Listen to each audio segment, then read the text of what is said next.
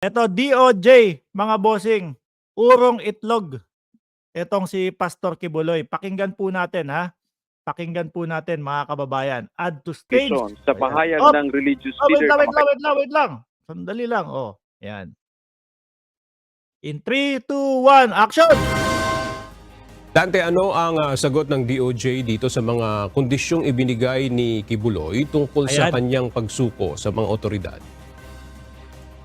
Magandang tanghali aga, sinabi ni Department of Justice o DOJ Secretary Crispin Rimulya, sumuko na lang si Apollo Kibuloy at harapin ang mga kaso laban sa kanya na walang anumang kondisyon. Sa pahayag hindi pwede kasi yun, mga kababayan. Ikaw yung inihahabla, ikaw yung inirereklamo, tapos 17 na kondisyon sa Senado, tapos sa Korte Suprema naman, kung ano-anong kondisyon yung mga pinagbibigay niya. Hindi ngayon lang nga po tayo yata nakakita nung gano'n at nakarinig ng gano'n. Biruin mo ikaw yung, ipinapatawag, ikaw yung ipinapahulit, may kondisyon ka para humarap. Ano yun?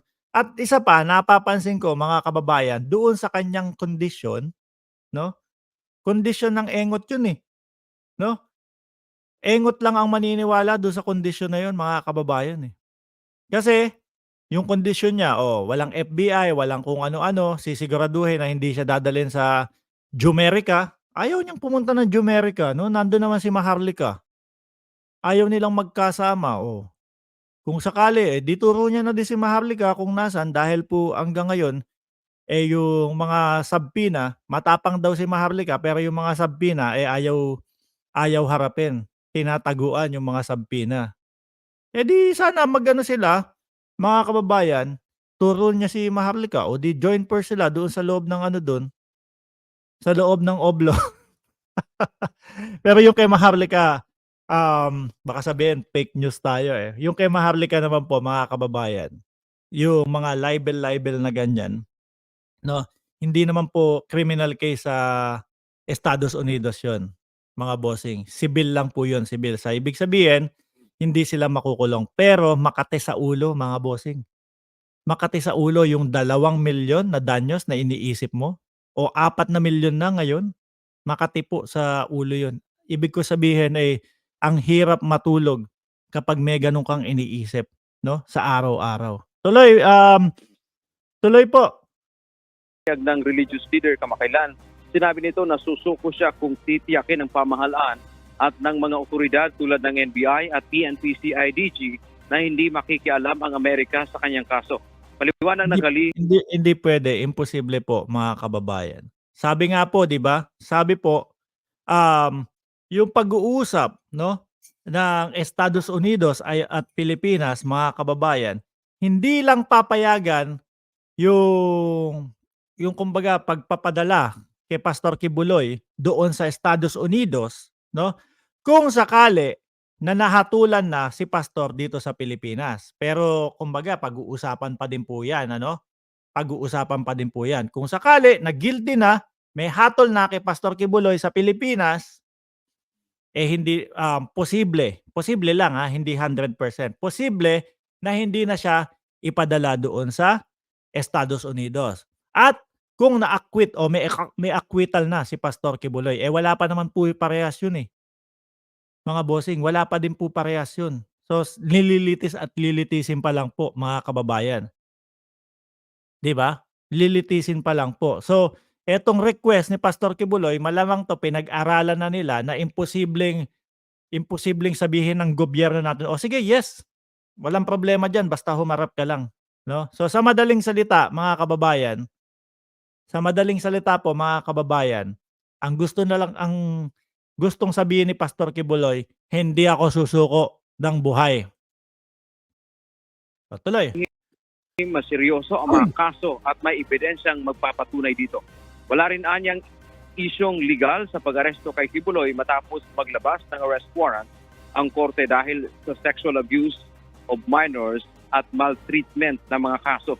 Dagdag pa ni Rimulya, hindi maaring maglagay ng anumang kondisyon si Kibuloy sa kanyang pagsuko. Sumuko siyang alinsunod sa mga kondisyon ng batas. Binigyang diin ng DOJ na paulit-ulit na naghamon si Kibuloy na isang pa ang kaso sa korte. Pero ngayon tumanggi na siyang magpasakop sa jurisdiksyon ng korte at pinili pa niya. Ayan. pagka pumunta kayo dun sa mga vloggers na sumusuporta dito sa tao na 'to, mga kababayan, tanungin niyo, "O dati sinisigaw niyo, sabi ng kampo ni Pastor Kibuloy, dalhin sa korte." 'No? Ngayon urong itlog itong si Pastor Kibuloy, dinala na sa korte. Ngayon pagtatago na ang kanilang solusyon. Umuurong ang itlog, mga kababayan. Sabi ko nga sa inyo, sino ang mas may balls, 'no? Si Senyor Aguila o itong si Pastor Kibuloy? Sabi ko parang mas may balls pang humarap sa Senado si Senyor Aguila kaysa dito kay Pastor Kibuloy, eh. Oh, 'di po ba? Ang tatapang dati, dalhin niyo sa korte, o miski siya, ikorte ninyo at haharap ako. Ngayon, may panibagong ano na naman, dahilan, meron na namang panibagong alibay. Kapagka pumunta po ako sa korte o 'pag pumunta ako ng Senado, isa lang po ang ano niyan, isa lang po ang kalalabasan niyan, 'no, rendisyon, mga akala ko mahilig lang sa bendisyon itong si ano, si Pastor Kibuloy, yung video niyang, yung voice recording niyang inilabas, anak ng tinapa ilang beses pinaulit-ulit yung rendisyon, rendisyon. Yung rendisyon po, mga kababayan, it's either kidnapping, 'no, ipapadampot ako or, ipapategi ako. Grabe yung ano, eksplanasyon ni Pastor Kibuloy dun sa rendisyon, mga bossing. Tuloy na po. Dati sigaw ng sigaw, "Ikorte niyo, lalabas kami." Ngayon hindi na lumalabas sa lungga. Magtatago sa batas. Sa ngayon, hinihintay pa ng DOJ ang paglalabas naman ng isa pang arrest warrant ng Pasig City Regional Ayan. Trial Court kaugnay naman sa kasong qualified human trafficking laban Ayan, mga kababayan, yan po talaga ang nakikita ko, 'no, na kinakabatutan kinakabatutan itong si Pastor Kibuloy. Sabi nga sa lengguwahe ni GB, nanginginig na ang tumbong ni Kibs. Kinakabatutan, sabi ni Sir Edgardo Pangilinan, "Video noon, next documents, now photo." Ayan, diyan unti-unti nila yan kasi hindi nila mailabas yung video, mga kababayan, 'di ba? So ito po talaga ang kinatatakutan nila na nakikita ko. Siyempre, sabi ko nga po sa inyo nung isinumite yung kaso, 'no, doon sa Davao na eto po kaya siya pinapatawag, kaya siya ipinapadampot, mga kababayan, halos magkaparehas lang ng week, ng linggo na isinumite yan, mga kababayan. So walang ano po, walang hindi aabot ng 2 buwan o 1 buwan, lalabas na din po yan. So kapag sila nagbayad ng bail dito kay Pastor Kibuloy, mga kababayan, ano po ang mangyayari? 'Pag nagbayad sila ng bail, siyempre pisikal na pupunta si ano, Kibuloy, 'no, pisikal. Ang PNP, siyempre kapag nagbayad sila ng, 'pag nagbayad sila nung kanilang bail, mga kababayan, hindi puwedeng i-bypass ng PNP ang Senado. Siyempre sasabihin, "O nandito po si Pastor Kibuloy, kailangan po namin siyang dalhin sa Senado dahil pinapatawag ng Senado." Mga kababayan, hindi po yung talagang sasabihin nila, "O magkakakontsaba na yang mga yan, eh." Hindi po, dahil yun ang tamang proseso. Dadalhin sa Senado, 'pag dinala sa Senado, um, dahil nga itong kaso ngayon na nandiyan na available, kumbaga makakalabas din siya, tatagal ng mga ilang araw sa Senado, 'pag naabutan po, mga bossing, nitong sa Pasig, yari na. Yung sa Pasig po,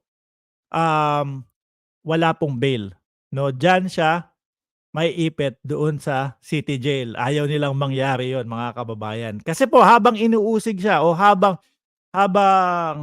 nasa korte, 'no, yung kaso niya, nasa oblo siya. Hindi siya puwedeng lumabas. Tuloy. kay Kibuloy na walang piyansa. Yan man Walang ang ating piyansa. update. Balik sa iyo, Aga. Maraming salamat. Patay na. Bilang na din po ang araw nito, mga kababayan.